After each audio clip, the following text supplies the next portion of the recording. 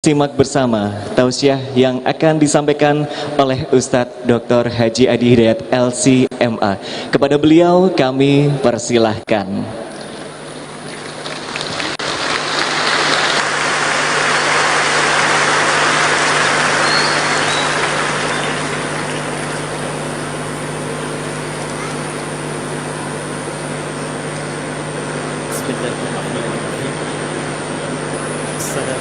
warahmatullahi wabarakatuh. Bismillah. Yes.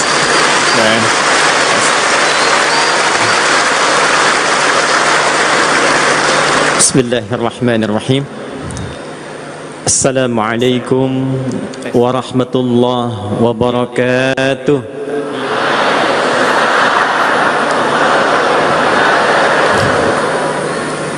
Kok agak kurang semangat ya? Assalamualaikum warahmatullahi wabarakatuh.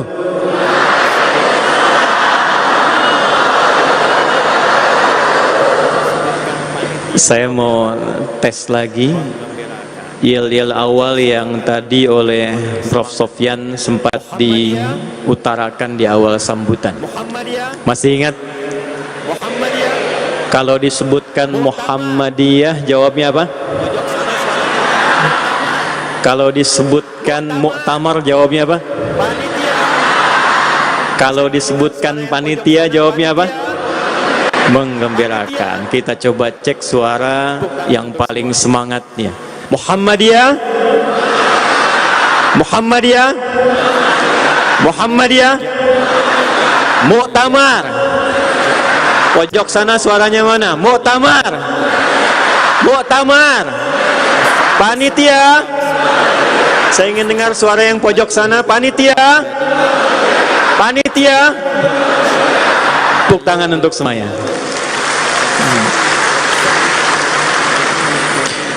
Alhamdulillahilladzi ja'ala al-Muhammadiyata jam'iyatan mubarakatan qadimatan aminah. Wassalatu wassalamu ala rasulillahilladzi wusifat ummatuhu bil Muhammadiyah faja'alahum min syi'atihi ila yaumil qiyamah fanusalli wa nusallimu ala hadha an-nabiyyil karimil amin نبينا محمد وعلى آله وصحبه وذرياته وأمته إلى يوم الدين أما بعد فيا أحباب الله وأحباب رسوله صلى الله عليه وسلم أهل المحمدية أوصي نفسي وإياكم بتقوى الله فقد فاز المتقون فلا تموتن إلا وأنتم مسلمون فقال تعالى يا أيها الذين آمنوا اتقوا الله حق تقاته ولا تموتن إلا وأنتم مسلمون. Yang kami hormati, kami muliakan, kami banggakan guru kita semua, orang tua kita, Ketua Umum Pimpinan Pusat Muhammadiyah Profesor Dr. Haidar Nasir yang saat ini terhubung lewat online. Sekaligus bersama saya juga menyapa Ibu Siti Nurjannah sebagai Ketua Umum Aisyah. Saya sandingkan bersama-sama teriring doa dan harapan tulus. Semoga beliau berdua diberikan kekuatan, kesehatan dan kemampuan selain menata samara dalam berumah tangga, juga menjadi pasangan yang samara dalam menata Muhammadiyah dan Aisyah. Yang kami hormati seluruh unsur pimpinan pusat Muhammadiyah.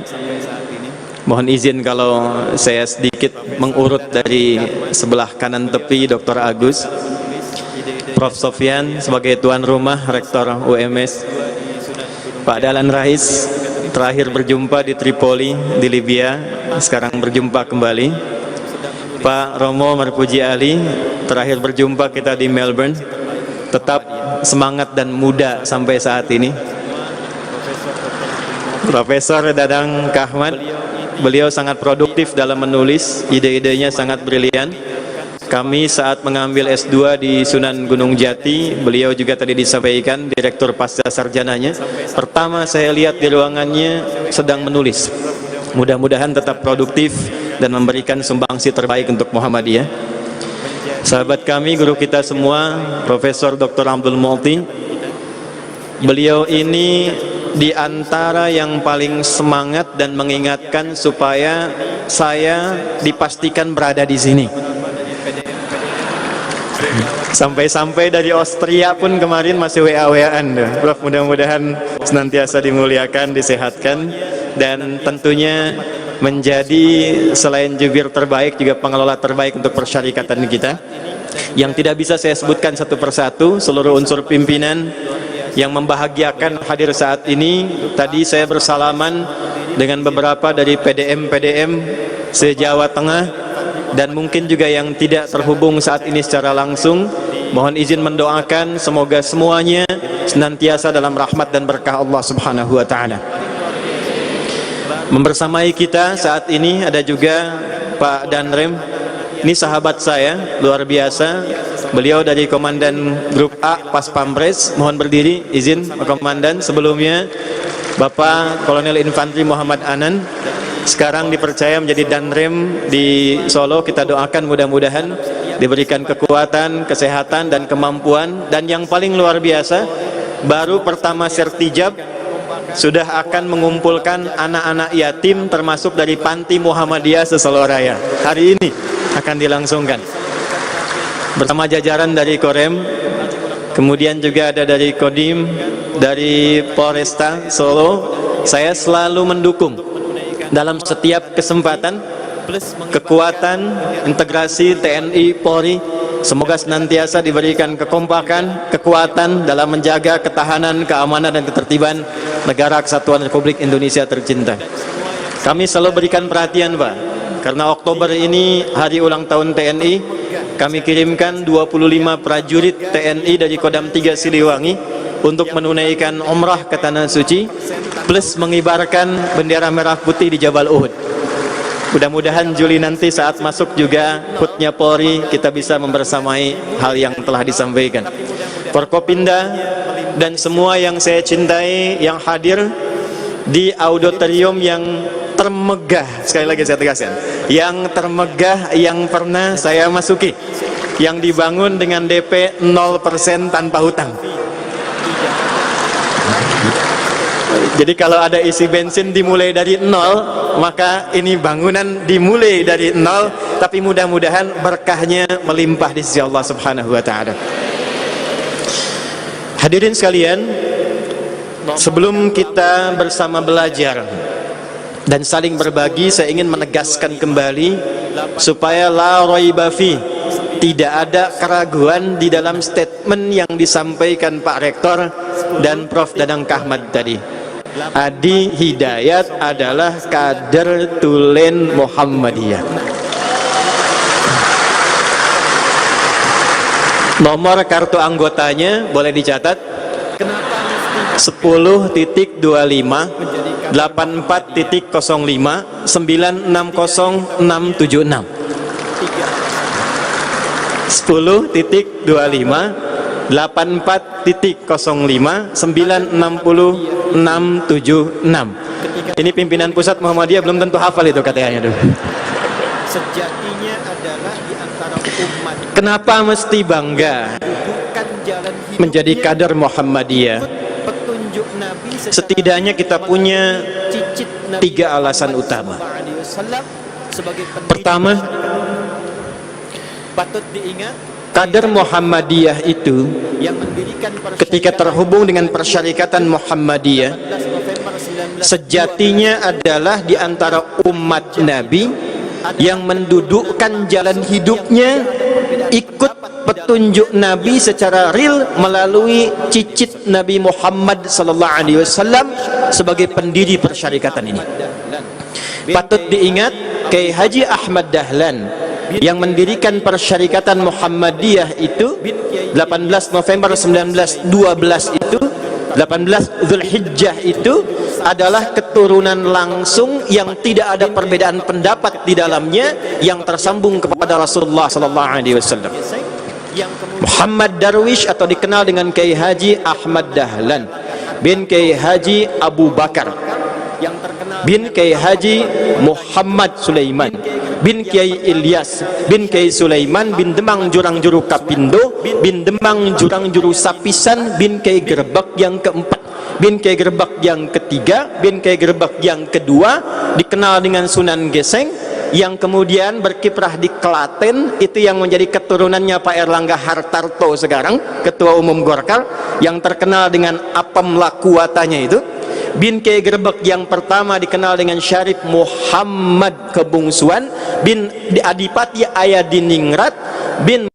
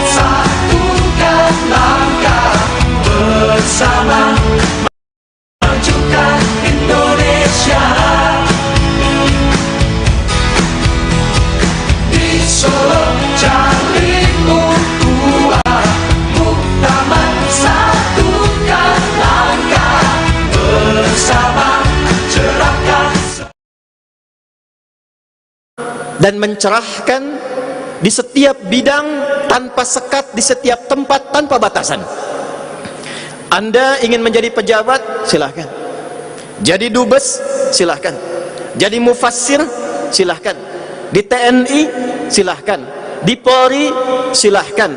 Di setiap jabatan, apapun yang mampu diemban sesuai dengan passionnya, silahkan berikan yang terbaik, dan hebatnya diwakafkan untuk kepentingan agama, bangsa, negara, bahkan tanpa harus menyebutkan saya Muhammadiyah, tapi sinarnya menjangkau semua kalangan yang mampu kita tuju.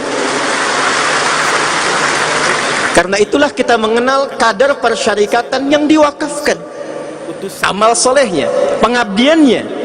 Tapi wakaf itu tidak mengharuskan kita lupa kepada induknya. Saya penting garis bawahi kalimat ini karena beberapa kali saya menemukan unsur utusan dari Muhammadiyah malu menunjukkan kartu Muhammadiyahnya. Ini Ustadz, saat di Libya saya dari MUI, padahal yang ngirimkan Muhammadiyah. Ini Ustadz, saya dari investor di sini, padahal masuk persyarikat Muhammadiyah. Dimanapun, kapanpun, berkiprah dalam suasana apapun, jangan pernah merasa sungkan untuk mengatakan saya kader persyarikatan Muhammadiyah. Ketiga, insya Allah kalau diikuti khitahnya, matan keyakinan dan cita-citanya, insya Allah kita selamat sampai menuju Allah subhanahu wa ta'ala. Karena pedoman kita bermuhammadiyah mengacu kepada Al-Quran dan Sunnah Rasulullah Sallallahu Alaihi Wasallam. Baik, apa itu Muhammadiyah? Jangan-jangan puluhan tahun berada di Muhammadiyah, tapi belum mengenal Muhammadiyah. Apa itu muktamar? Jangan-jangan kita euforia untuk menyambut muktamar yang ke-48, tapi belum mengenal lebih dalam apa itu muktamar. Hadirin, tanpa bermaksud mengajari, menuangkan kembali apa yang orang tua kita pernah ajarkan. Muhammadiyah Tidak berdiri kalimat ini kecuali tersusun dari 3 rangkaian kata dan sifat utama. Tidak akan pernah menjadi Muhammad. 1. Muhammad. Kedua, ia nisbah. Dan ketiga, tak sifat. Tanpa ia nisbah, tidak akan pernah menjadi Muhammadiyah. Tanpa tak sifat, hanya akan menjadi Muhammadi. Tanpa Muhammad, kosong makna ya dan taknya. Mari kita ulas sejenak sebelum kita hadir di muktamar bulan depan, sehingga muktamar itu bisa diisi dengan nilai Muhammadiyah yang memang terpatri dalam jiwa kita, bukan sekedar kalimat yang ditampilkan dalam spanduk atau kita banggakan dalam mars yang sangat luar biasa itu. Hadir isi dengan nilai Muhammadiyah yang memang terpatri dalam jiwa kita, bukan sekedar kalimat yang ditampilkan dalam spanduk atau kita banggakan dalam mars yang sangat luar biasa itu. Hadirin Muhammad sallallahu alaihi wasallam, lafaz ini setidaknya disebutkan 4 kali dalam Al-Quran.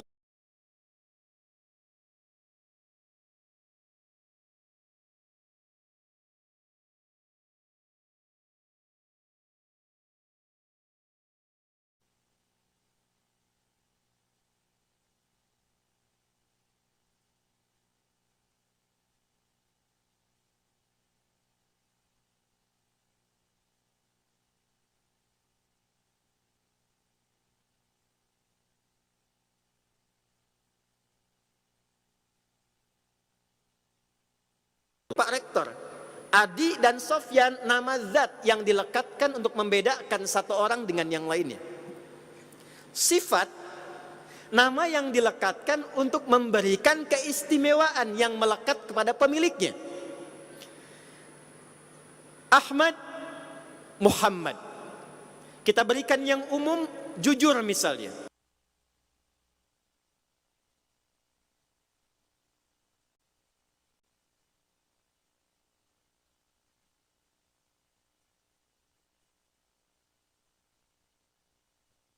Muhammad.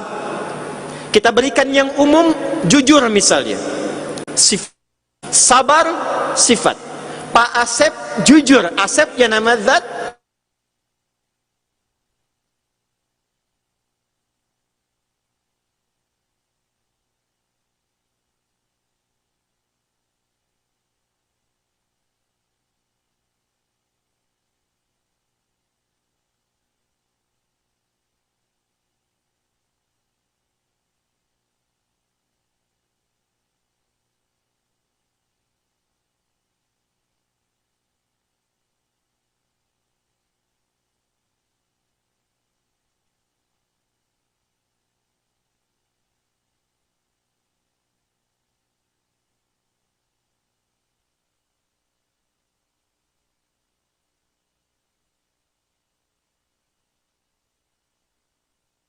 Ahmad ditemukan sekali saja dalam Al-Quran di surah As-Saff surah ke-61 di ayat yang ke-6. Wa mubasysyiran birasuli ya'ti min ba'di ismuhu Ahmad. Hadirin, kita mulai dengan Ahmad terlebih dahulu. Ahmad ini bentuk superlatif sirah di ayat yang ke-6.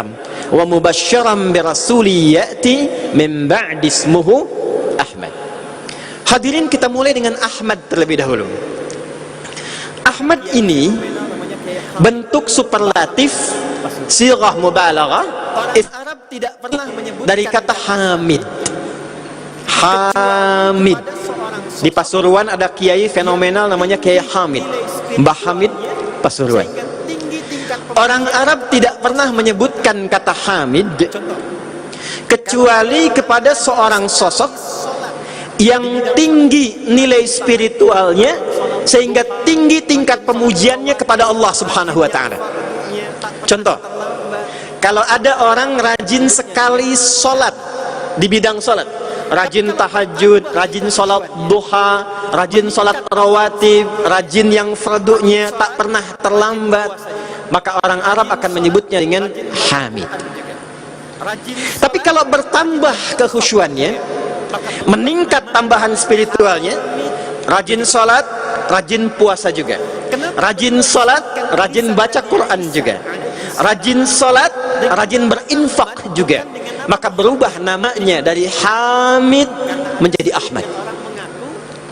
Kenapa beliau disebutkan di lisan Nabi Isa alaihi salam dengan nama Ahmad, bukan dengan nama Muhammad?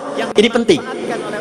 Karena ada segelintir orang mengaku saya nabi terakhir karena di Quran disebutkan di lisan Nabi Isa dengan nama Ahmad. Sehingga terbuka peluang yang dimanfaatkan oleh orang-orang bernama Ahmad dan tidak bertanggung jawab mengatakan sayalah nabi terakhir karena disebutkan di Quran dengan nama Ahmad. Hadirin, Nabi Isa menyebutkan cirinya Ahmad untuk memberikan kesan bahwa nabi terakhir yang datang setelah saya ini, nabi terakhir yang akan hadir setelah saya ini. Karena waktu itu viral di zaman Nabi Isa alaihi salam yang jaraknya hanya 600 tahun ke era Nabi Muhammad sallallahu alaihi wasallam, itu viral diduga Nabi Isa itu nabi terakhir. Karena ada sebagian ciri di nabi terakhir yang melekat pada kepribadian Nabi Isa alaihi salam, yaitu sifat kasihnya. Kasih yang luar biasa. Rasa sayang yang sangat luar biasa. Rasa memuliakan yang tinggi, sehingga ketika ada berita ciri Nabi akhir zaman punya nilai kasih yang tinggi, maka sebagian menduga ini nampaknya nabi terakhir. Kata Nabi Isa, bukan saya yang nabi terakhir, bukan saya rasul penutup, tapi rasul penutup yang akan datang adalah sosok yang tidak bisa ditandingi oleh nabi dan rasul sebelumnya, khususnya dalam tingkat penghambaannya kepada Allah Subhanahu wa taala. Nggak bisa disaingi. Nabi Isa salat, Bu. Quran surah ke-19 di ayat 31 sampai 33. Nabi Musa salat. Quran surah ke-20 Taha ayat ke-14. Nabi Ismail salat. Quran surah 19 ayat ke-55. Nabi Zakaria saat minta keturunan itu dilakukan dalam salat. Quran surah ke-3 Al-Imran ayat 38 sampai dengan 39. Tapi salatnya Nabi Zakaria, salatnya Nabi Musa, salatnya Nabi Isa, salatnya Nabi Ismail alaihi salam tak mampu menandingi salatnya Nabi Muhammad sallallahu alaihi wasallam. Sahih Al-Bukhari an Sayyidati Aisyah radhiyallahu taala anha ummil mukminin, diriwayatkan di dalam Sahih Al-Bukhari dari Sayyidah Aisyah radhiyallahu taala anha, datang beberapa orang sahabat, di antaranya Abdullah bin Mas'ud radhiyallahu taala anhu, berkonsultasi pada Sayyidah Aisyah bertanya, "Kaifa kanat salatu Rasulillah sallallahu alaihi wasallam?" Fokus. Duhai ummul mukminin, bagaimana sih salat malamnya Nabi sallallahu alaihi wasallam? Saking ingin ditirunya. Maka kata Sayyidah Aisyah, lihat Al-Bukhari nomor hadis 2010 sampai dengan 2012, sebelah kanan dari atas sampai ke bawah. Yang 2012-nya dari Umar bin Khattab radhiyallahu taala anhu. Kata Sayyidah Aisyah, la tas'al an husnihinna wa tulihinna. Jangan tanyakan bagaimana bagus dan baiknya serta panjangnya salat Nabi Muhammad sallallahu alaihi wasallam. Yusalli arba'an, thumma yusalli arba'an, thumma yusalli thalathan.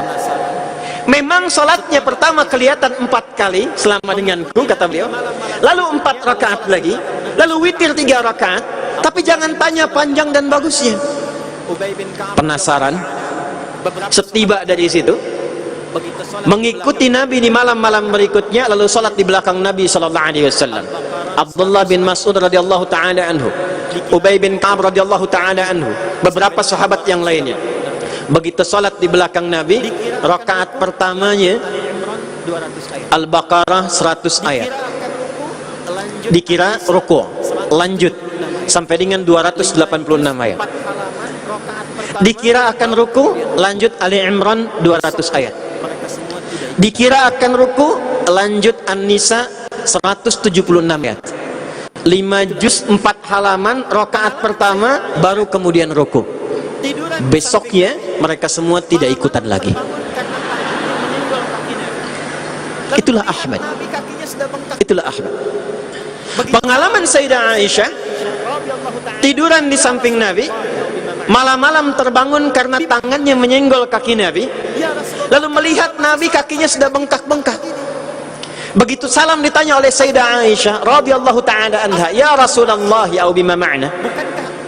Bima hakadha? Ya Rasulullah, kenapa masih salat sampai kaki bengkak begini? Afalam takun madmunah? Afalam takun ma'sumah? Bukankah engkau sosok yang sudah dijamin dengan surga? Satu-satunya Rasul di muka bumi yang sebelum wafat jaminan surganya sudah turun, Nabi Muhammad SAW. Turun surah Inna a'tainakal kautsar. Satu-satunya Nabi belum wafat ayat surganya sudah turun. Tapi di balik jaminan surga yang paling indah dan tingkat tertinggi ini, itu beliau masih menunaikan sholat sunnah yang rakaat pertamanya kakinya sampai bengkak. Kata Sayyidah Aisyah, "Ya Rasulullah, engkau ini maksum, terjaga dari maksiat, pribadi yang sempurna, makmun, dijamin surga. Kenapa masih menunaikan tahajud sampai kaki bengkak begini?" Apa jawab Nabi Muhammad SAW? "Afala akunu 'abdan syakura?" Apa enggak boleh aku mensyukuri semua nikmat yang Allah anugerahkan kepadaku ini? Karena itulah Nabi Isa alaihi salam tidak menamai beliau ini dengan nama Muhammad, tapi menyebutnya dengan nama Ahmad, untuk memberikan kesan Rasul yang datang setelah saya, yang paling hebat, yang paling tinggi makomnya di hadapan Allah, yang paling khusyuk dan dalam ibadahnya pada Allah Subhanahu wa ta'ala. Itu Ahmad. Jadi kalau ada orang yang ingin menjadikan dirinya berusaha khusyuk, meningkatkan ibadah ritualnya kepada Allah, maka orang Arab menyebutnya dengan Hamid. Kalau dia semakin semangat, maka orang Arab meningkatkan statusnya dengan Ahmad. Kita punya salah satu tokoh Muhammadiyah namanya Pak Ahmad Tafsir. Boleh jadi tingkat ibadahnya tinggi kepada Allah Subhanahu wa ta'ala. Jadi setiap yang disebutkan namanya melekat Ahmad, itu artinya hubungan dengan Allah itu kuat dan baik dengan cara meningkatkan ibadah ritual kepadanya. 2. Muhammad. Hadirin, kata Muhammad itu asalnya dari kata Mahmud. Bentuk tunggalnya Mahmud, superlatifnya Muhammad. Tidak disebutkan di dalam bahasa Arab kata Mahmud kecuali menunjuk kepada sosok yang tinggi nilai sosialnya. Jadi kalau yang pertama Ahmad itu hubungannya hablum minallah, garisnya vertikal. Kalau Mahmud itu sifatnya hablum minan nas wal makhlukat, sifatnya sosial, dimensinya sosial. Ada orang yang rajin berbagi, itu Mahmud. Ada orang yang rajin membantu, itu Mahmud. Ada orang yang toleran sifatnya, itu Mahmud. Ada orang yang suka menyatu dengan orang lain untuk mengerjakan kebaikan-kebaikan, itu Mahmud. Kalau kita kumpulkan semua sifat-sifat sosial ini yang memiliki tanda baik terhadap manusia, baik terhadap makhluk, nilai sosialnya tinggi, menjaga budaya dengan baik, disifati juga dengan Muhammad, dan ini nama yang paling populer dan melekat kepada syahadat untuk memberikan kesan bahwa beliau bukan hanya tinggi ibadahnya, baik hubungannya dengan Allah, tapi kebaikan hubungan dengan Allah itu bisa dibuktikan cerminannya dengan baik secara sosial. Jadi dalam Islam itu tidak diakui sesungguhnya kesempurnaan ibadah seorang muslim secara ritual kalau tidak dibuktikan dengan kemuliaan sosial. Karena itu semua konsep ibadah ritual pada akhirnya adalah kemuliaan sosial. Silakan perhatikan. Kita sholat sehari berapa waktu? Halo? 5. Berapa rakaat? 17 rakaat. Apa fungsi kita menunaikan sholat? Perhatikan Quran surah ke-29 ayat ke-45. Innas salata tanha 'anil fahsya'i wal munkar. Orang yang sholatnya bagus, maka bukti keberhasilan sholatnya itu, bukti ketersambungan dia dengan Allah Subhanahu wa ta'ala, ketika ada dampak sosial bagi lingkungannya. Kata Al-Quran, kalau orang sholatnya bagus, pasti pribadinya itu mulia, tercegah dari dua potensi buruk. Dia tidak akan berbuat fahsya. Fahsya itu, maaf, keburukan yang bersumber dari syahwat. Pornografi, fahsya. LGBT, fahsya. Zina, kata-kata kotor, jorok, itu fahsya. Mungkar itu keburukan yang diingkari oleh hati. Sumbernya nafsu perut dan akal. Korupsi, mungkar. Maaf, perampokan, mungkar. Penipuan, mungkar. Hoax, mungkar. Perselisihan, mungkar. Pembunuhan, mungkar. Anda itu disebut sholatnya benar kalau tidak korupsi. Anda itu disebut sholatnya benar kalau tidak bikin hoax. Anda itu disebut sholatnya benar kalau tidak saling berselisih. Anda itu disebut sholatnya benar kalau tidak LGBT. Jadi benar secara ritual, harus tampak kemuliaannya secara sosial. Itulah Muhammad.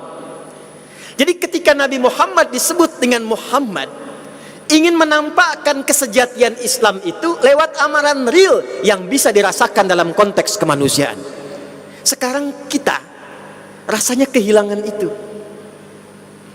Ini saya nggak tahu kalau di sini ya Prof. Sofyan ya. Beberapa tempat yang sering saya singgahi di Jakarta, di Bekasi, masih ada orang sholat keluar dari masjid kehilangan sandalnya. Ih, mana tadi sandal saya? Mana ya? Oh, yang ini rupanya. Dia pakai sandal paling bagus, padahal dia ke masjid nggak pakai sandal. Ada orang sekarang kelihatan sholat yang koruptor ada. Bahkan saat ditetapkan sebagai koruptor, pakai peci. Ada yang baru pakai jilbab ketika ditetapkan sebagai terdakwa, sebelumnya nggak pakai. Padahal konsep dasarnya jilbab itu selain melindungi dan menetapkan sebagai bagian dari syariat, menjaga marwah dan kemuliaan sebagai seorang muslimah. Pakaian yang dikenakan itu ketika mengatakan pakaian muslim, dengan nama muslim melekatlah kemuliaan ritual dan sosialnya. Jadi Bapak Ibu sekalian, ketika disebut dengan nama Muhammad, maka dicontohkanlah oleh Rasulullah sallallahu alaihi wasallam, hidupkan Islam jangan hanya di masjid, hidupkan Islam jangan hanya ritual, tapi rasakan nilai keislaman itu dalam konteks kehidupan kita bermasyarakat, berbangsa, bernegara, bahkan berdunia. Itu nilai pertamanya. Dan kalau sudah menjadi Muhammad, sekatnya sudah melampaui sekat-sekat keyakinan. Kalau kita menjadi Ahmad, sekatnya tersekat oleh sekat iman, hubungan langsung dengan Allah Subhanahu wa taala. Ibadahnya terfokus dengan la ilaha illallah Muhammadur Rasulullah, menghormati keyakinan orang lain, lakum dinukum waliyadin, fokus kepada keyakinan kita dan tidak mencampur adukan keyakinan kita dengan keyakinan yang lainnya. Karena itu mohon izin ya, ini mumpung ada juga para pimpinan pusat, tidak boleh sedikit pun ada paham dalam Muhammadiyah yang mengatakan misal semua agama sama, menuju pada Tuhan yang sama, cuma caranya beda-beda. Itu nggak boleh itu. Itu nggak boleh. Awas. Itu bertentangan dengan lambang Muhammadiyah yang tadi dituliskan itu. Asyhadu an la ilaha illallah wa asyhadu anna Muhammadar Rasulullah. Saya tidak ingin mendengar lagi ada bagian di persyarikatan mengatakan semua agama sama, menuju pada Tuhan yang sama, cuma caranya beda-beda. Prinsip kita lakum dinukum la ikraha. Jangan ganggu keyakinan orang lain, hormati keyakinan orang lain, toleransi dengan agama yang dianut orang lain, jangan pernah mengganggu, jangan pernah merusak. Tapi juga jangan campur adukan keyakinan dengan keyakinan yang dianut oleh saudara-saudari kita yang lainnya. Paham? Sepakat insya Allah? Baik. Dan jangan pernah berbuat sesuatu yang bahkan menurut Quran itu bisa berdosa. Awas, hati-hati. Memaksa orang lain untuk ikut keyakinan kita itu dosa, karena melanggar Quran. Karena itu kalau lazismu datang ke tempat-tempat yang kena musibah lalu ingin membantu, jangan tanya agamanya apa. atau bikin sensasi untuk memasukkan ke dalam Islam. Saya akan masuk ke wilayah yang Kristen, yang sedang kena gempa bumi. Saya akan siapkan biskuit dengan merek La ilaha illallah. Begitu dimakan langsung bersyahadat, dosa. Saya hanya akan bantu kalau ia mengucapkan La ilaha illallah, dosa. Jaga keyakinan, jaga sifat Ahmad, keyakinan eksklusif kita dengan Allah Subhanahu wa taala, tapi dalam saat yang sama menghormati keyakinan orang lain. Tapi Muhammad itu beda. Dia melintasi batas-batas keimanan dalam konteks ibadah ritual. Dia melintasi batas-batas akidah keyakinan dalam konteks La ilaha illallah. Dia lebih luas sifatnya, lebih luas jangkauannya. Sehingga Nabi itu jangankan dengan muslim yang beriman, dicontohkan langsung semasa hidupnya, bahkan dengan non-muslim pun beliau berteman. Dengan Nasrani beliau bergaul, dengan Yahudi beliau berniaga. Jadi secara kemanusiaan, secara sosial, dengan nama Muhammad itu, jadikan hubungan kita dengan siapapun, terutama dalam konteks bernegara, berbangsa, bernegara Republik Indonesia, siapapun tetangga kita, siapapun teman kita, siapapun sejawat kita, apalagi ada dalam konteks Muhammadiyah, maka jangan pernah batasi pergaulan pada sekedar orang Islam saja. Hadirin, ada hadis viral. Pernah dengar hadis ini? Jika Anda masak makanan dan baunya kemudian sampai ke tetangga, maka bagilah tetangga itu walaupun hanya hafal kuahnya kan. Jadi ibu yang masak opor, kuahnya dibagi tetangga gitu. Itu Nabi itu perhatian sampai ke kuah-kuahnya, Bu. Kalau ibu cuma masak kuahnya saja, apalagi kan sekarang bumbu banyak ya, Bu ya. Bumbu opor, bumbu rendang, yang dimasak tempe tapi bumbunya opor. Baunya nyampe ke tetangga, tetangga kira ibu masak opor ayam, ternyata tempe. Maka bagi itu supaya tetangga nggak salah paham. Tapi apakah hadisnya mengatakan kalau tetangga Anda muslim saja, kalau tetangga Anda orang Islam saja? Tidak. Boleh jadi ada yang tinggal di antara kita, tetangganya mungkin Kristen, tetangganya ada yang Hindu, tetangganya ada yang Buddha. Maka ketika kita praktekkan nilai Ahmad itu, bawa makanan itu, tempatkan dan bagikan pada siapapun yang bahkan mencium baunya, sekalipun dia tidak berkeyakinan yang sama. Jangan sampai ibu masuk, masak makanan, jadi yang muslim dibagi, yang non muslim dapat baunya, nanya, Bu kayaknya enak ya makanannya. Emang enak sih, cuman sayang ibu kafir. Tidak boleh. Pernah dengar hadis Nabi? Kalau ada satu tanaman tumbuh, kemudian berbuah, buahnya masuk pekarangan tetangga, maka buahnya itu hak bersama dengan tetangga, hakun mustarak. Pernah dengar? Bapak punya pohon rambutan, buahnya sampai ke pekarangan tetangga. Itu dalam kaidah fikih, jangan sampai beliau menunggu diizinkan mengambil. Bahkan sebelum matang, kunjungi datang ke rumahnya, ketuk pintunya, sampaikan, Pak, jangan tunggu matang. Bagian yang ini adalah hak bagiannya Bapak. Kalau ia bertanya aturan dari mana, sampaikan Nabi Muhammad SAW yang mengajarkan demikian. Begitu rambutannya sudah matang, menguning memerah, dia petik. Jadi bukan cuma lihat sampahnya, bukan cuma lihat pohonnya, buahnya pun kedapatan. Dan bersyukurlah kalau yang mendapatkan itu adalah boleh jadi orang-orang yang belum muslim. Anda bisa bayangkan ketika non-muslim mendapatkan bagian itu, dan Anda katakan, inilah yang diajarkan Nabi Muhammad SAW. InsyaAllah besoknya ayam Anda main ke pekarangan dia nggak tahu hukum ayam beda dengan tumbuhan. Lalu dia ambil, dia sembelih, datang ke rumah kita mengatakan, terima kasih Nabi Muhammad mengajarkan untuk berbagi. Itulah Muhammad. Bapak Ibu, kalau kita ingin ikuti sifat-sifat baik sosial ini, maka tambahkan ya di ujungnya, Muhammadi. Kalau Anda ingin rinci apa saja sifat baik sosial ini yang pernah dikerjakan oleh Nabi sallallahu alaihi wasallam. Menengok orang sakit, menyantuni fakir miskin, hadir bersama orang-orang yatim. Kumpulkan semua sifatnya, tambahkan tak di ujungnya. Maka satukan Muhammad, ya nisbah dan tak, maka jadilah Muhammadiyah.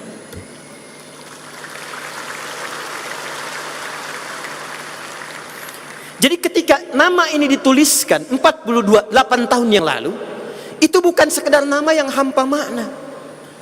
Ketika Anda mengatakan saya anggota, kader, simpatisan, penggembira Muhammadiyah, itu artinya ada komitmen untuk bermuhammadiyah.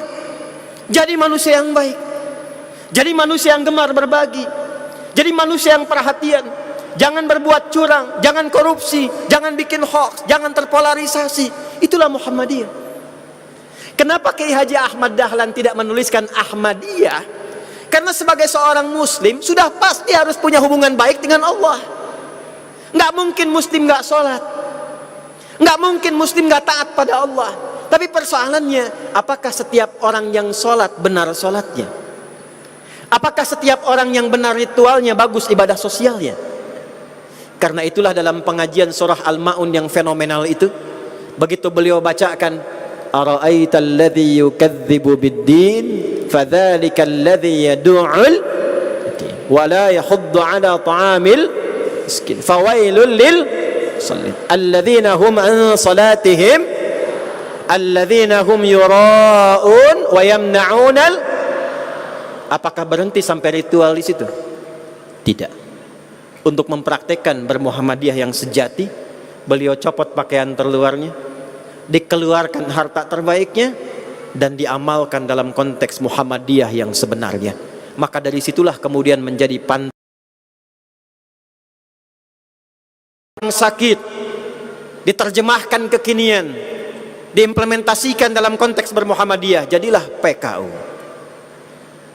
Nabi sallallahu alaihi wasallam mendidik para sahabatnya di Ahlus Suffah, diberikan beasiswa. Di situ ada Abu Hurairah, di situ ada Salman Al-Farisi, di situ ada Sulaik Al-Ghatafani, datang dari jauh, disantuni oleh beliau, dilayani, diberikan pendidikan.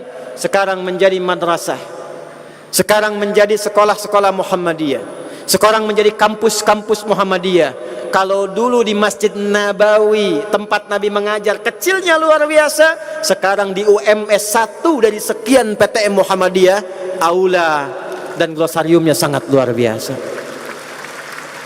Inilah Muhammadiyah yang sejati.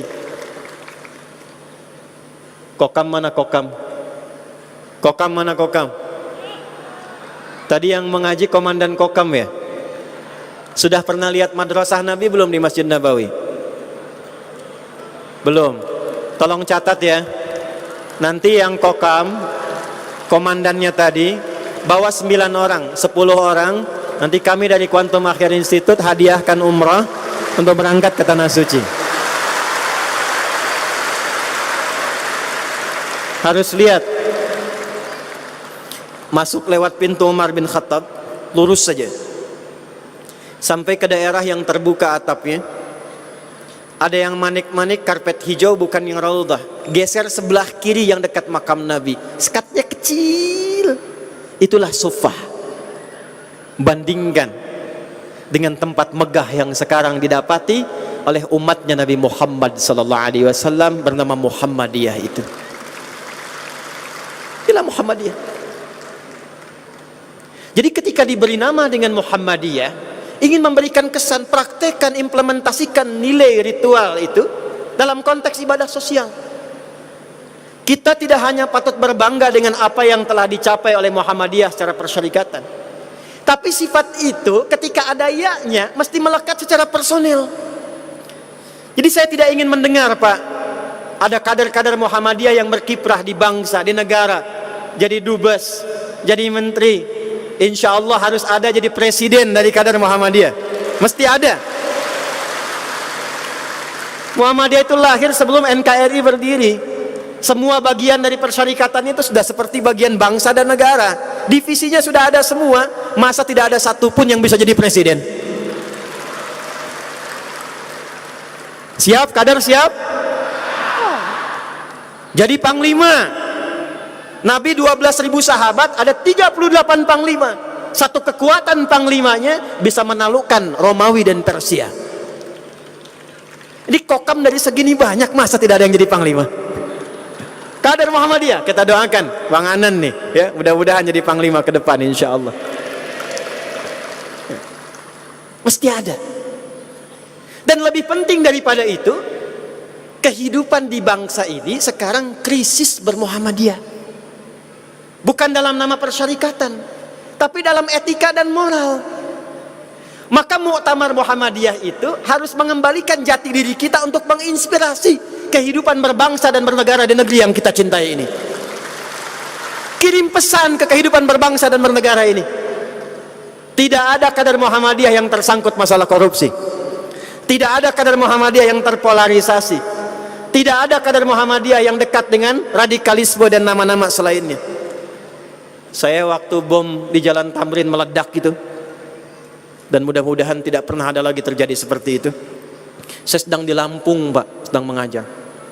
Pertanyaan pertama yang langsung muncul, Ustaz, apakah bom di Jalan Tamrin termasuk jihad fisabilillah?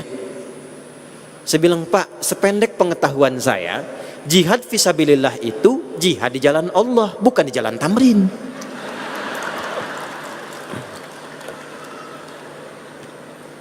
Jadi ada pemahaman-pemahaman yang mesti kita perbaiki. Karena itu spirit yang pertama mengantarkan pada Muktamar Solo di bulan depan. Maka sebelum kita inspirasikan kepada masyarakat luas, tanamkan dulu bermuhammadiyah di jiwa kita. Tanamkan Muhammadiyah di dalam jiwa kita, maka Muhammadiyah akan marak dan menyemarak dalam kehidupan berbangsa dan bernegara di negeri kita.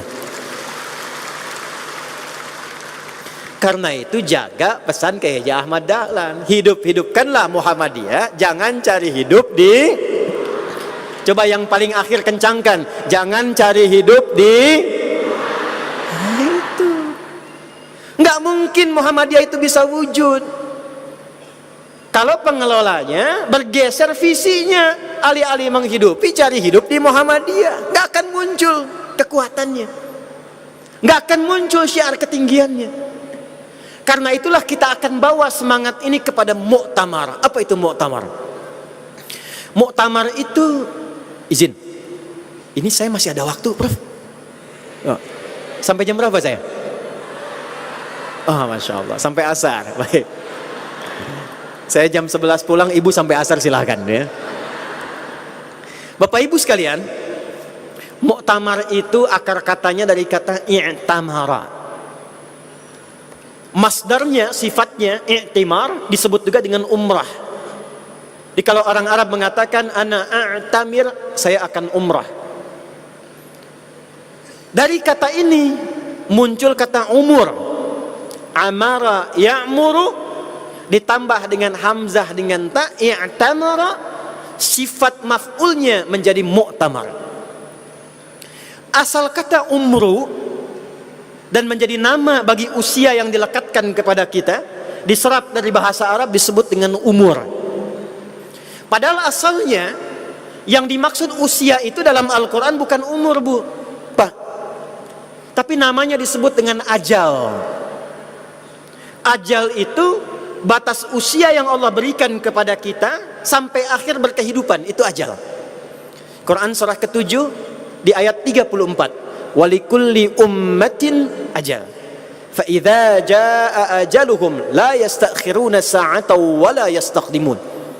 Setiap manusia yang berkehidupan di bumi ada batas usianya. Nah, usia itu dalam bahasa Al-Quran itu asalnya tidak disebut dengan umur, asalnya disebut dengan ajal. Sifat yang mengisi usia itu disebut dengan umur namanya. Jadi umur itu lebih kepada sifatnya, bukan nama usianya. Apa artinya umur itu? Setidaknya punya 3 makna utama.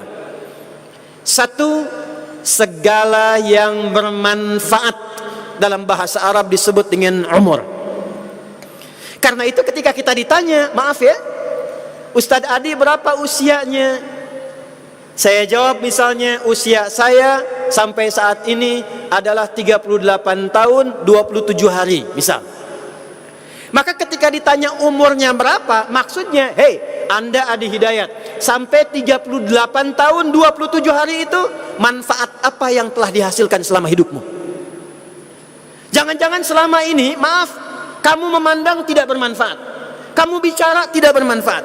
Kamu mendengar tidak bermanfaat. Kamu berperilaku tidak bermanfaat. Kamu itu akan dihisab.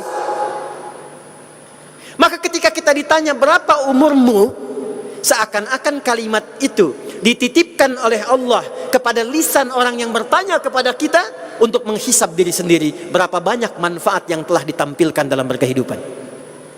Jadi kalau Bapak Ibu riset, saya mohon didoakan satu di antara disertasi kami yang akan disidangkan itu riset terhadap gramatikal Al-Quran. Saya menganalisis 30 juz setiap kata dalam Al-Quran, 30 juz dari tafsirnya Tahrir wa Tanwir Ibnu Asyur.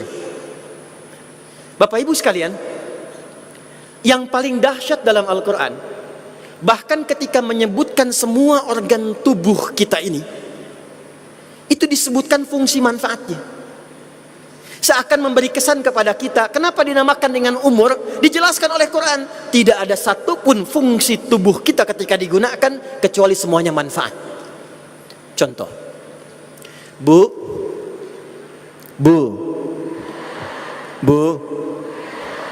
apa fungsi mata? Melihat. Kalau cuma melihat, kambing juga melihat. Ayam juga melihat. Mata ibu dengan mata elang tajam mata siapa? Elang setajam-tajamnya, matanya tidak dihisab. Mata kita dihisab. Anak ayam kelihatan oleh elang yang terbang tinggi. Ibu naik pesawat Garuda, anak sendiri tak nampak di bawah. Tapi matanya dihisab. Karena mata kita dihisab, sebelum disebutkan fungsi mata, oleh Quran disebutkan dulu fungsi imannya. Perhatikan Quran surah ke-24 surah Cahaya. Ayat 30 untuk para ayah, ayat 31 untuk para ibu. Kul, viralkan.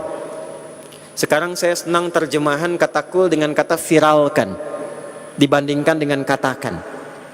Sebab sekarang musim viral. Kalau sudah viral bisa like, share, and comment.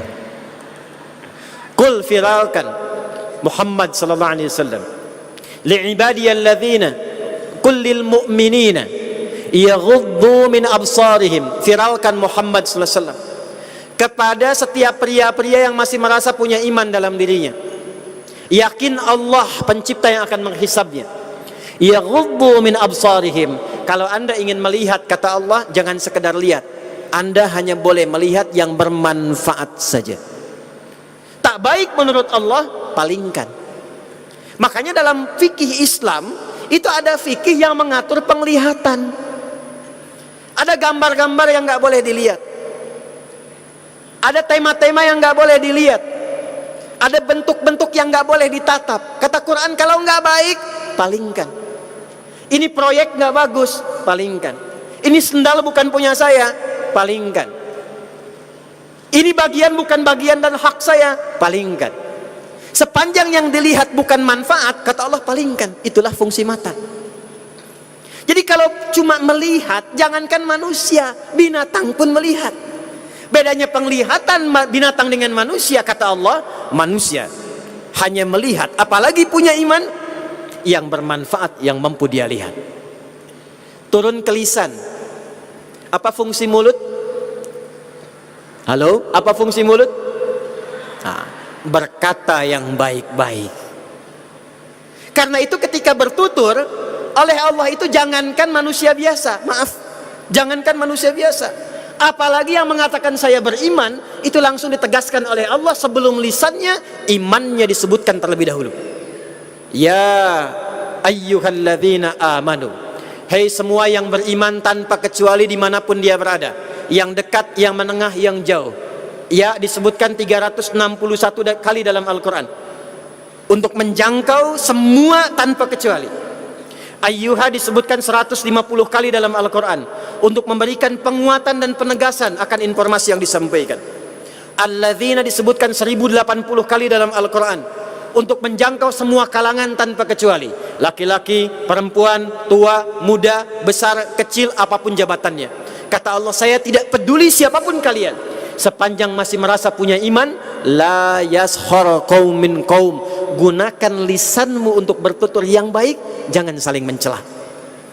La yaghtab ba'dukum ba'da, jangan bikin hoax. Man kana yu'minu billahi wal yaumil akhir falyakul khairan aw liyasmut. Siapa yang merasa beriman dan dihisab di hari kiamat, dia yakin, katakan dengan lisannya yang baik, kalau tak mampu dia diam. Inilah umur.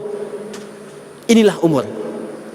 Jadi umur itu kalau dikatakan kepada kita, tarik kepada nilai manfaat yang mampu kita persembahkan selama berkehidupan. Kalau ini kita tekadi, saya bertekad ingin melahirkan manfaat, saya bertekad ingin mengeluarkan sesuatu yang punya banyak maslahat, maka dalam ilmu sharaf tambahkan alif dan ta pada kata asalnya. Amara tambah alif di depannya, tambah ta di tengahnya, berubah menjadi i'tamara. Isim maf'ul yang menghadirkan sifat penguat di dalamnya berubah menjadi mu'tamar. Jadi mu'tamar disebut mu'tamar bukan hanya menghadirkan keramaian.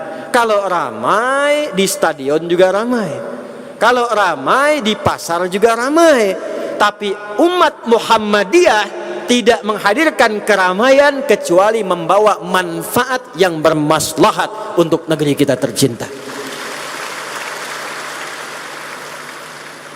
Jadi jangan sampai membahas sesuatu di muktamar kecuali bermanfaat. Jangan sampai terpilih pemimpin-pemimpin yang menakhodai Muhammadiyah kecuali orang-orang yang memiliki nilai maslahat.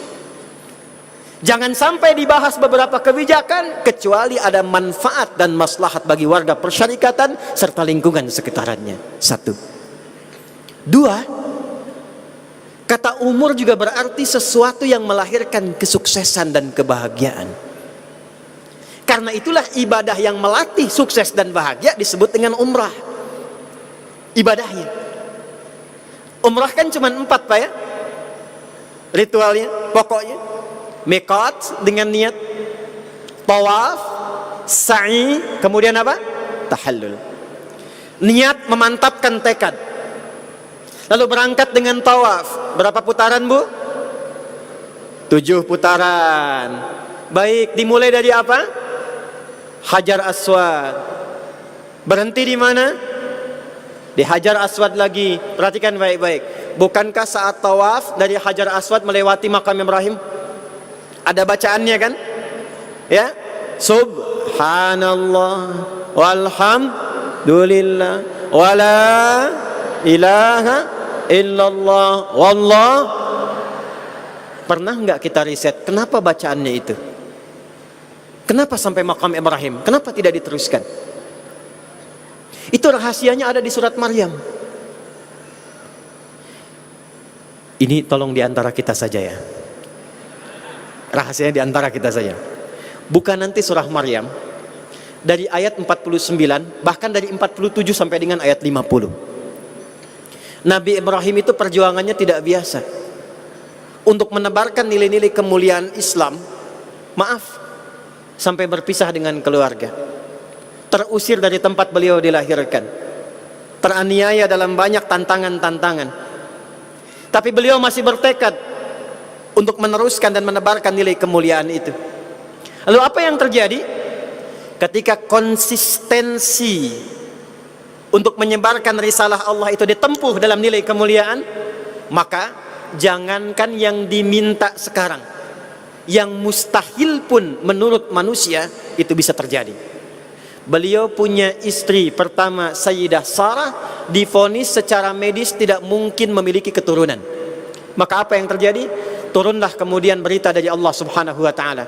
Ketika beliau mengucapkan subhanallah walhamdulillah wala ilaha illallah wallahu akbar, apa yang turun? Falamma i'tazalahum wama ya'buduna min dunillahi wahabna lahu ishaq. Ketika Ibrahim alaihissalam konsisten menepikan segala yang buruk, yang mungkar, mengerjakan segala yang ma'ruf, Masih ingat Muhammadiyah motonya apa? Menegakkan amar ma'ruf nahi mungkar. Tinggalkan yang mungkar, kejar yang ma'ruf. Apa yang terjadi? Wahabna lahu Ishaq. Kami berikan kepada Ibrahim alaihissalam yang mustahil menurut manusia yang mungkin terjadi. Yang tidak mungkin terlahir dari rahim seorang perempuan yang divonis mandul, dan monofo secara medis. Kata Allah, kami berikan Ishak, dan dari Ishak akan lahir keturunan-keturunan yang lainnya.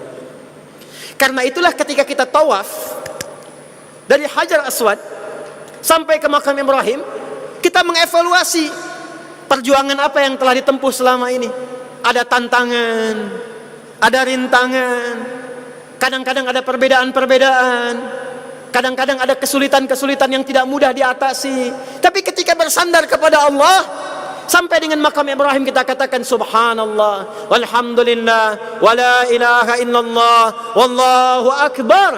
Kata Allah, silahkan minta apapun yang ingin engkau minta. Kalau benar bacaanmu tadi, aku berikan. Maka dari makam Ibrahim sampai dengan rukun Yamani tidak ada bacaan khusus. Kita boleh minta bahkan dengan bacaan kita. Silahkan minta apa saja.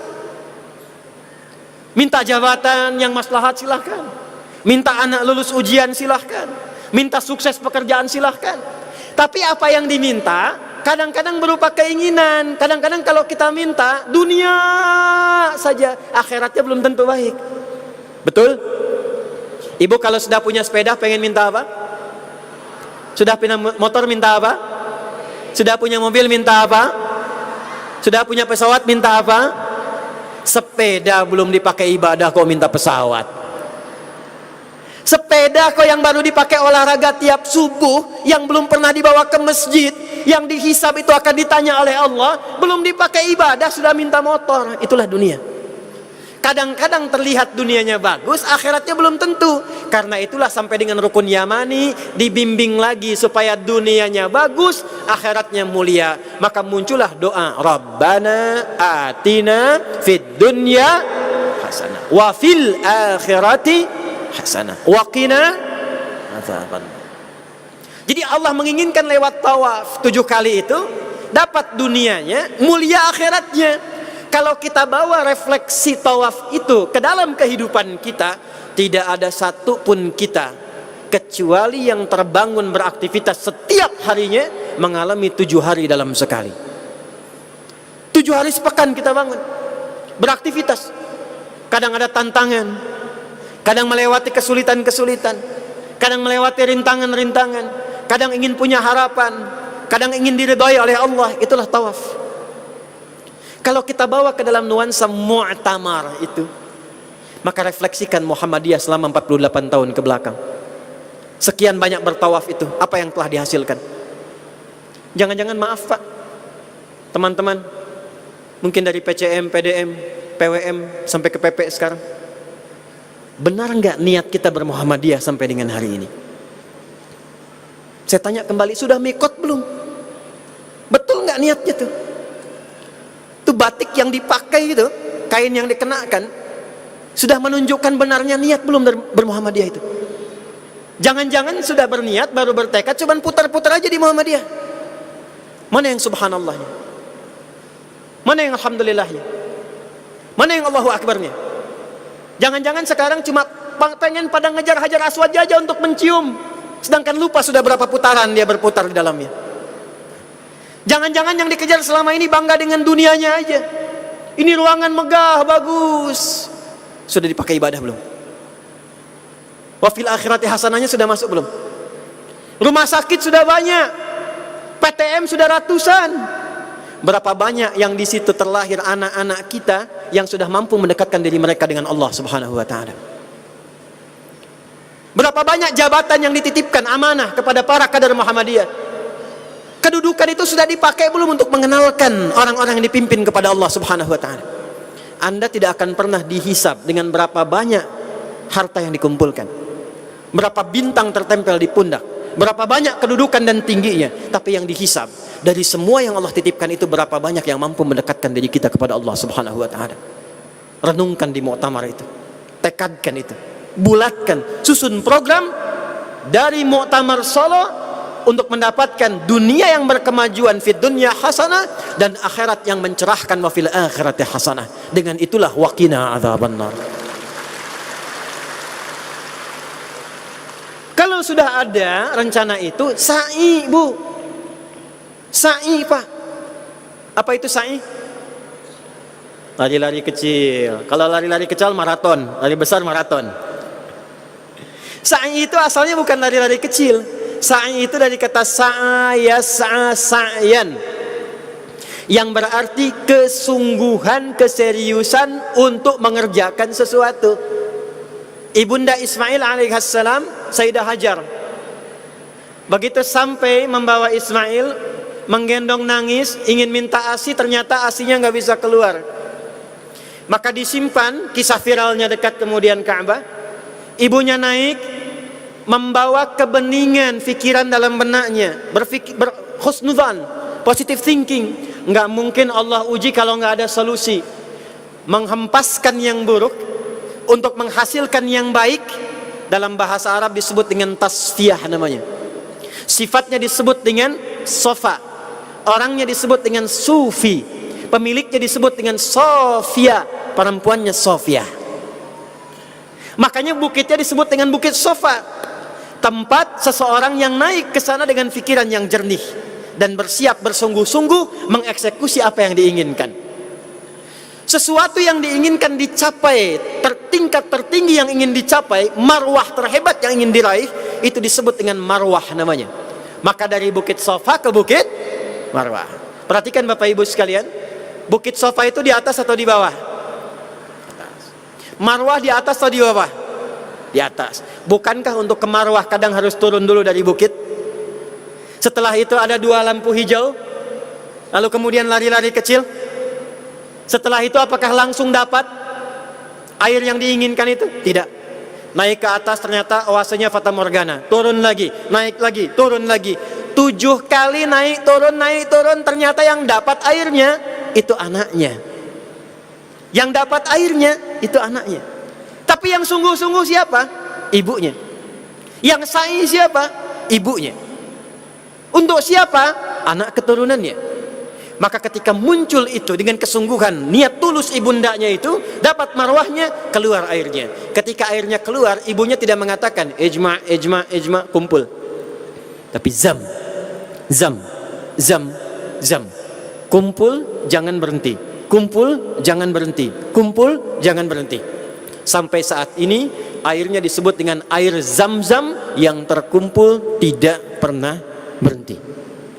Spirit sa'i kita bawa ke Muktamar. Selain merumuskan aktivitas Muhammadiyah ke depan, melahirkan resolusi-resolusi terbaik yang bermanfaat, maka siapkan diri kita untuk bertekad tangguh mengeksekusi amanat Muktamar dengan penuh kesungguhan seperti sa'i yang dilakukan dalam umrah itu. Dan tanamkan pada diri kita untuk siap mental. Makanya berangkat Muktamar dengan gembira, dengan sofa, tasfiyah. Ya, walaupun snacknya kecil-kecil, bahagia dulu aja. Siapa tahu nanti muncul zam-zam yang tidak diduga-duga. Walaupun harus keluar untuk kita saling menabung, berangkat bergembira.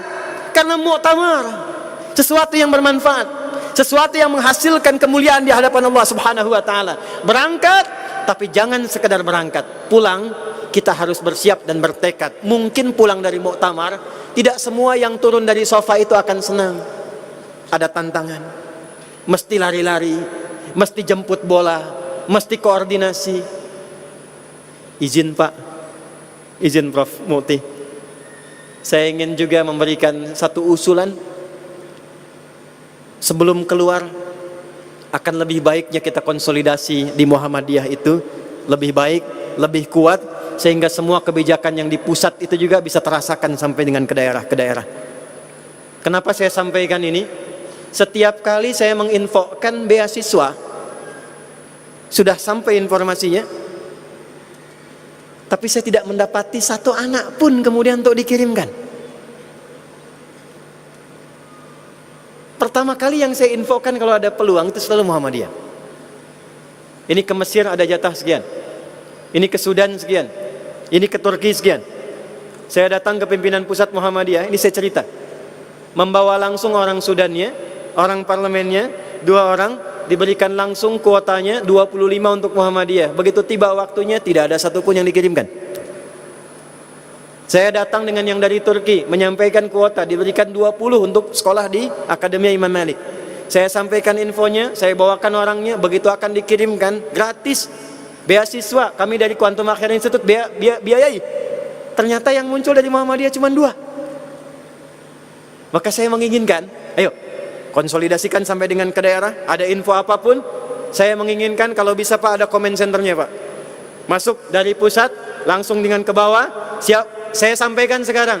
Bapak Ibu sampaikan ke PDM, sampaikan ke PCM. Saya mendapatkan kuota di Jamia Asmariyah, kampus terbaik penghafal Quran nomor 1 di Libya. Lulus dari situ jurusan apapun keluar pasti jadi ahli Quran. Kemampuannya bukan hanya baca sampai dengan nulis. Rektornya langsung memberikan kepada kami 40 kuota. Saya berikan 30 kepada Muhammadiyah. Di forum ini saya beri waktu, dalam waktu sepekan saya pengen 30 nama itu sudah ada di tangan saya. 30 nama itu sudah ada di tangan saya. Dan mohon kirimkan yang bahasa Arabnya cukup bagus dan punya basic Quran ya Pak. Ya, tolong yang dari daerah kirimkan ke pusat. Tidak perlu ada apa-apa, nggak ada biaya, ongkosnya kami tanggung, beasiswa diberikan sampai S3. Jangan pulang kalau belum jadi dokter. Isi majlis tarjih, isi majlis tabligh, linkkan ke setiap majlis, ke tiap divisi yang ada di Muhammadiyah, sehingga kita punya kader-kader yang otoritatif di bidangnya dan punya kemampuan yang mendunia insyaallah. Pak, Ibu, kader Muhammadiyah yang ada di hadapan Bapak Ibu ini, insyaallah dalam waktu dekat juga akan tergabung dalam himpunan mufti dunia dalam waktu dekat. Insyaallah kami akan berkumpul para mufti dari Eropa, dari Afrika, dari Asia, ya, itu akan berkumpul di Turki, dan salah satu yang dinominasikan untuk hadir di situ membersamai itu adalah kader Muhammadiyah dengan nomor 10.258405960676. Kader Muhammadiyah yang berdiri di hadapan Bapak Ibu ini juga diminta secara formal 3 hari kemarin untuk menjadi salah satu pengurus bahkan pemimpin di Islamic Center di London, di Inggris. Ya, kita juga sudah membimbing sekarang Islamic Center yang di Toronto di Kanada. Dunianya kecil, maka sekarang kita koneksikan. Yang sekarang ada di Solo, insya Allah besok ada di Jepang. Yang sekarang ada di Solo, besok ada di Korea. Jangan cuma mengimpor K-popnya, impor Muhammadiyahnya sampai dengan keluarnya. Ya. Dan kalau sudah keluar, bawa nama NKRI-nya. Saya ulang, bawa nama NKRI-nya.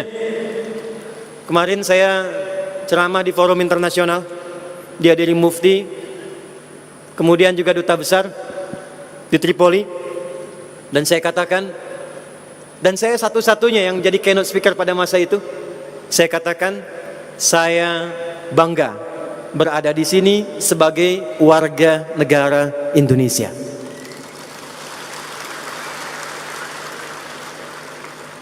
Terakhir, kalau kita bertekad sungguh-sungguh, kita gembirakan muktamarnya, maka setelah kita rasakan semuanya enak, nikmat, tibalah tahallul. Tibalah tahallul. Akarnya dari kata halal, ahalla yuhillu halalan, kemudian menjadi tahallala dengan tambahan tak di depannya, tambah tasdid sebelum ujungnya. Halal lawan dari haram secara fikih. Tapi halal itu asalnya sesuatu yang terurai menjadi lurus kembali. Jadi kalau ada benang kusut, kemudian kita urai dan lurus kembali, itu orang Arab mengatakan hillul ahbal, benangnya lurus lagi. Kalau ada masalah yang membuat diri kita kusut, bukan kita ya, ada masalah yang membuat seseorang itu kusut dan diurai kembali, maka orang Arab mengatakan hillul mushkilah. Kenapa ada hukum halal? Karena secara fikih nggak ada masalahnya. Makanan halal nggak ada masalah, silahkan makan. Pekerjaan halal nggak ada yang kusut, silahkan kerjakan. Kalau semua yang halal itu sudah membuat kita enak, tidak ada masalah lagi, kita gembira, kita tenang, kita nyaman, kita bisa mengoptimalkan apa yang bisa kita inginkan, maka berubah katanya menjadi tahallala, sifatnya menjadi tahallul. Orang umrah senang karena selesai umrahnya, dapat jaminan kenyamanan, kebaikan, siap berusaha, maka ia bertahallul, potong bagian rambutnya sebagai gambaran cerminan dari tuntunan syariatnya, tapi maknanya dengan tahallul itu ia siap bergembira. Dengan tahallul itu ia siap senang dan tenang. Dengan tahallul itu ia siap mengoptimalkan apa yang telah ia dapatkan. Para peserta muktamar setelah selesai muktamar, setelah melahirkan resolusi, setelah hadir semua kebijakan, maka bergembiralah. Pulang ke daerah masing-masing dengan gembira, pulang ke daerah masing-masing dengan riang, tapi disertai kesiapan untuk mengamalkan apa yang telah diamanatkan dalam muktamar kelak, insyaallah. Itulah muktamar, itulah Muhammadiyah. Tinggal tekadnya kembali kepada kita untuk mengoptimalkan, menggembirakan dan mengamalkan apa yang kita cita-citakan. Siap insyaallah? Muhammadiyah, Muhammadiyah, Memajukan, Muhammadiyah, memajukan, muktamar, muktamar, mencerahkan, muktamar, mencerahkan, panitia, menggembirakan, panitia, menggembirakan, panitia. menggembirakan. Masya Allah. Tepuk tangan untuk semua. Jadi saya lapang, dan insya Allah kami akan melihat jadwal juga. Bila berkesesuaian, kami juga akan bisa membersamai acara muktamar yang berlangsung di Solo ini lagi, dan siap untuk dipanggil kapan saja jika Muhammadiyah memang menginginkan anaknya untuk berada di lingkungannya. Harus siap. Kadar Muhammadiyah itu negara panggil, siap. Bangsa panggil, siap. Apalagi Muhammadiyahnya yang panggil, siap Pak. Kapan saja dibutuhkan, kapan saja diperlukan. Kalau bisa jangan anaknya yang minta, bapaknya siap, insya Allah kami datang. Yang terakhir, saya ingin tegaskan kembali, Bapak Ibu sekalian, jaga nama itu sampai kita kembali kepada Allah dengan penuh kebanggaan, bukan hanya dengan namanya, tapi dengan amal yang telah kita titi selama bermuhammadiyah, dan kembali kepada Allah dengan penuh kemuliaan. Mudah-mudahan dipertemukan dengan Kiai Haji Ahmad Dahlan, dengan Nyai Ahmad Dahlan, juga dengan datuknya Nabi Muhammad SAW. Kita semua dalam kemuliaan dan dalam kebaikan insyaallah. Saya ingatkan kembali kokam, saya berjanji tadi 10 orang. Silahkan nanti disiapkan, sampaikan kepada staf kami. Yang kedua, tadi saya ikut untuk berdonasi. Saya ingin sebelum meninggalkan kampus ini sudah ditransfer insyaallah. Mohon diingatkan untuk kami transferkan sebelum pulang. Yang ketiga, ada kuota 30 orang. Saya menginginkan sepekan ini sudah ada namanya. Kalau bisa yang penghafal Quran dan juga punya dasar bahasa Arab. Terima kasih. Saya menyayangi dan mencintai Bapak Ibu sekalian. Mohon maaf atas kekurangan yang mungkin didapatkan. Dan saya akan membersamai panti-panti yatim, baik yang Muhammadiyah ataupun se-Solo Raya, di Makorem sore hari ini. Mudah-mudahan acara berjalan lancar, ada kebaikan. Dan saya ingin terakhir, tolong berikan aplaus untuk TNI dan Polri yang ada pada kali ini. Baik, terima kasih. Mudah-mudahan TNI Polri kuat, jaya, bersinergi. Apapun yang diperlukan dari kami 100% Pak. 24 jam kita bersinergi untuk negara kesatuan Republik Indonesia kita tercinta. Terima kasih. Tunjukkan Muhammadiyah menginspirasi, muktamar kita mencerahkan dan berkemajuan. 12 Rabiul Awal Nabi SAW dilahirkan dengan titik cerah menuju sang pencerah dan pencerahan. 12 Rabiul Awal Nabi hijrah ke Madinah. Tiba di Madinah 12 Rabiul Awal Nabi membawa risalah berkemajuan. 12 Rabiul Awal Nabi wafat membawa legasi kesempurnaan. 12 Rabiul Awal kita berkumpul di gedung yang megah ini di Universitas Muhammadiyah Surakarta membawa risalah muktamar Muhammadiyah yang mencerahkan untuk negara kesatuan Republik Indonesia tercinta, untuk agama kita Islam terkuat, terhebat, dan inspirasi untuk semesta alam. Hidup Muhammadiyah, hidup Islam, takbir, Allahu Akbar. Oh, saya katakan Indonesia jaya, jaya, jaya. Indonesia Jaya, jaya, jaya. Indonesia Jaya, jaya, jaya. Indonesia Jaya, jaya. Subhanakallahumma bihamdika asyhadu an la ilaha illa anta astaghfiruka wa atubu ilaik wa akhiru da'wana anil hamdulillahi rabbil alamin. Assalamualaikum warahmatullahi wabarakatuh. Waalaikumsalam warahmatullahi wabarakatuh. Untuk tetap mohon berkenan tetap berada di tempat Ustadz Adi Hidayat. Kami undang Rektor Universitas Muhammadiyah Surakarta untuk menyerahkan cenderamata kepada Ustadz Dr. Haji Adi Hidayat LCMA.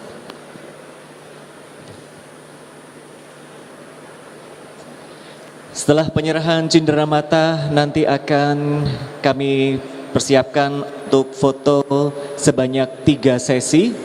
Untuk itu sesi yang pertama kami undang Bapak Haji Dadang Kahmat, kemudian Bapak Haji Dahlan Rais, Bapak Haji Agus Taufikur Rahman, Bapak Haji Marpuji Ali, kemudian Komandan Korem 074 Wirastratama, Komandan Grup 2 Kopassus, Komandan Pangkalan Udara Adi Sumarmo, Bapak Haji Abdul Mukti, Bapak Haji Sofyan Hanif, Ibu Siti Aisyah, Ibu Marsina Sakir untuk sesi foto yang pertama bersama dengan Ustadz Adi Hidayat. Hadirin kami mohon untuk tetap duduk di tempat masing-masing.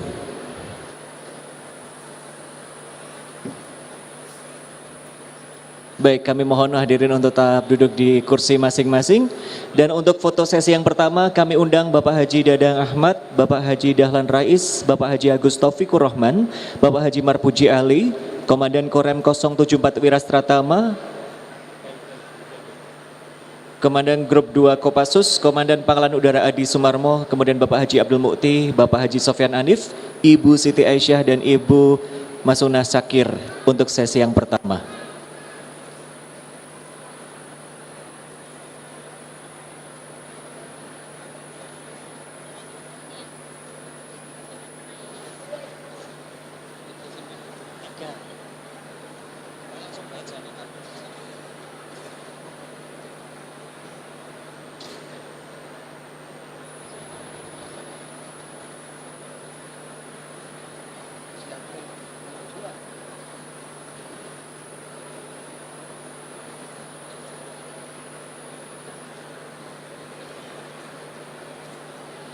Setelah foto sesi yang pertama, kami mohon untuk dapat disiapkan dari panitia.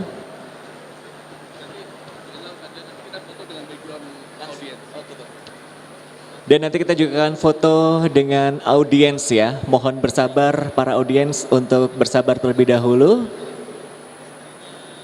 Kemudian foto sesi kedua, kami persilahkan untuk naik ke panggung Bupati Wonogiri, Bupati Boyolali, Ketua Pimpinan Wilayah Muhammadiyah Jawa Tengah, Dandim Sesoloraya, Kapolres Soloraya, kemudian Bapak Nurul Yamin untuk sesi kedua. Untuk sesi yang pertama apabila sudah selesai kami persilakan untuk duduk kembali. Baik, untuk sesi pertama sudah selesai, kami persilahkan untuk duduk kembali dan mohon berkenan Ustadz Adi Hidayat tetap berada di tempat. Kami undang untuk foto sesi kedua Bupati Wonogiri, Bupati Boyolali, Ketua Pimpinan Wilayah Muhammadiyah Jawa Tengah, Dandim Sesoloraya, Kapolres Sesoloraya dan juga Bapak Nurul Yamin. Foto menghadap yang terakhir bareng-bareng. Oh yang bareng-bareng.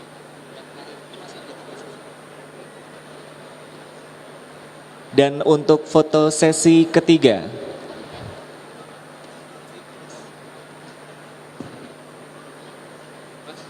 Di demo, nanti foto sesi yang itu cuma 2 atau 3 ya? Ya, oke. Setelah ketiga, kita naik ke atas saja untuk kenal.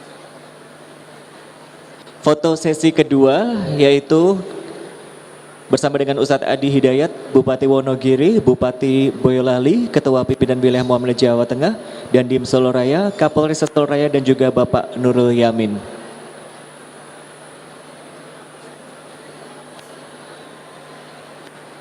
Dan untuk hadirin yang meninggalkan lokasi kami mohon untuk jangan lupa membawa sampah masing-masing untuk tetap clean, tidak meninggalkan sampah di lokasi masing-masing. Ada teman-teman dari HW yang berkeliling membawa tempat sampah ini. Untuk foto sesi ketiga nanti kami undang Ibu Diah Siti Nuraini, Ibu Khalifah, Ibu Listiati, Ibu Ummul Baroroh, Bapak Muhammad Dai, Bapak Ikhwan Susila, Bapak Supriyono, Bapak Harun Joko Prayitno, Bapak Bambang Sukoco, Bapak Herman Dodi, Bapak Muhammad Ishak untuk sesi ketiga berfoto dengan Ustadz Adi Hidayat. Dan perolehan sementara penggalangan dana untuk membangun dakwah di Indonesia Timur sebesar 6,7 miliar dari target 15 miliar. Ini adalah komitmen dari Lazismu Nasional dan seluruh donatur yang sudah berdonasi. Jadi sudah terkumpul sebesar 6,7 miliar. Bapak Ibu apabila ingin berdonasi silahkan menghubungi Lazismu. Kemudian untuk Bapak Ibu jangan lupa untuk membawa oleh-oleh untuk sesi ketiga, foto sesi ketiga bersama Ustadz Adi Hidayat, Ibu Diah Siti Nuraini, Ibu Khalifah, Ibu Listiati, Ibu Ummul Baroroh, Bapak Muhammad Dai, Bapak Ikhwan Susila, Bapak Supriyono, Bapak Harun Joko Prayitno, Bapak Bambang Sukoco, Bapak Herman Dodi, dan juga Bapak Muhammad Ishak untuk berfoto.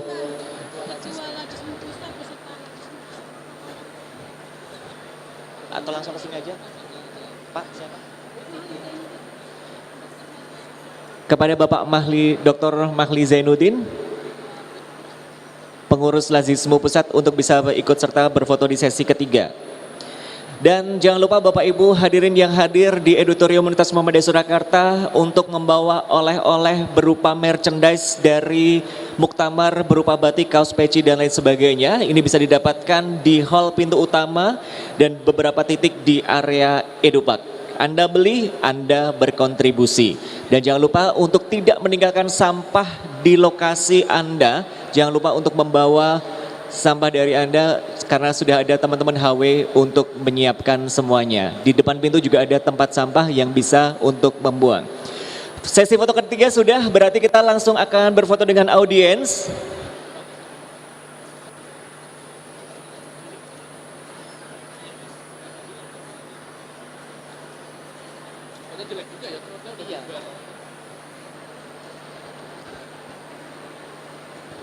Diumumkan ditemukan satu buah tab merek Samsung di toilet. Mungkin ada yang merasa kehilangan tablet Samsung.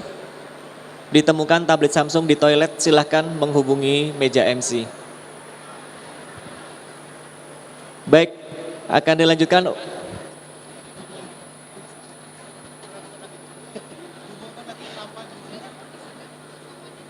Baik, Ustadz Adi Hidayat akan berfoto dengan jamaah yang hadir di sini. Dengan background Ustadz Adi Hidayat akan berdiri di belakang, para jamaah akan turut serta berfoto. Bisa dari situ saja Bapak Ibu, tidak perlu maju ke depan. Tim kamera dari depan.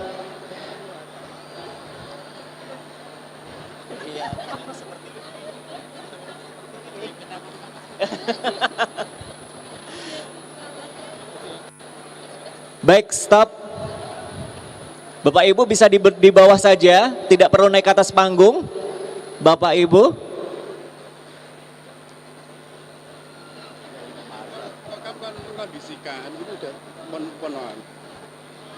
Kokam bisa mengkondisikan panggung, silakan Kokam.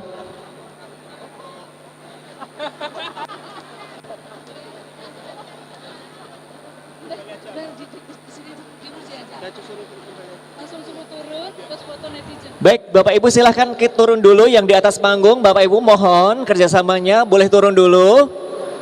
Bapak Ibu silahkan turun dulu biar nanti kita tata dari panitia.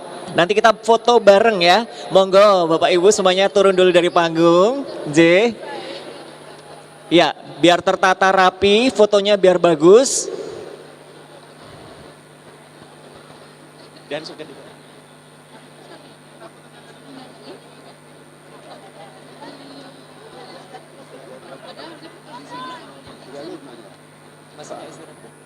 kurang tahu.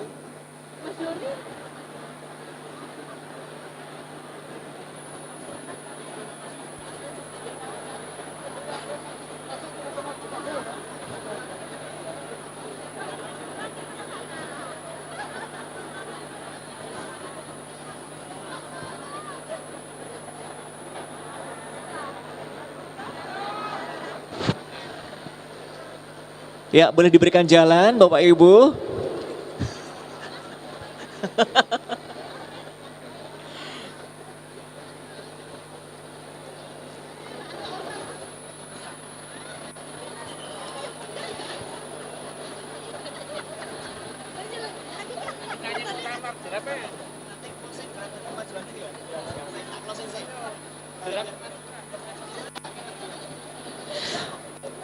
Baik, kami mengucapkan terima kasih kepada 17 ribuan jamaah yang sudah hadir memenuhi gedung auditorium Kiai Haji Ahmad Dahlan Universitas Muhammadiyah Surakarta yang sudah hadir meramaikan tablik akbar Pramuktamar Muhammadiyah dan Aisyah ke-48, dan jangan lupa untuk membawa oleh-oleh berupa merchandise Muktamar yang bisa didapatkan di hall pintu utama dan beberapa titik di area Edupak. Anda beli, Anda partisipasi, dan seperti yang Akbar gunakan, peci ini bisa dibeli di booth dari merchandise ya.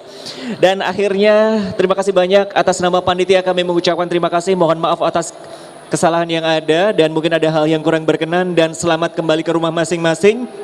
Teriring pula doa dan harapan semoga Allah Subhanahu wa taala senantiasa melindungi langkah kita semuanya.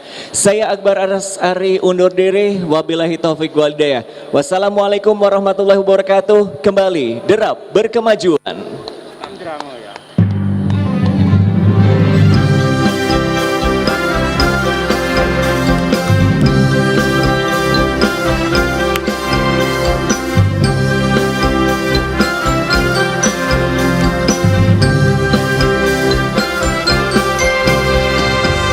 Muhammadiyah teguhkan langkah, bangkitkan tasjid, kibarkan dakwah, amal usaha jalan berkibar.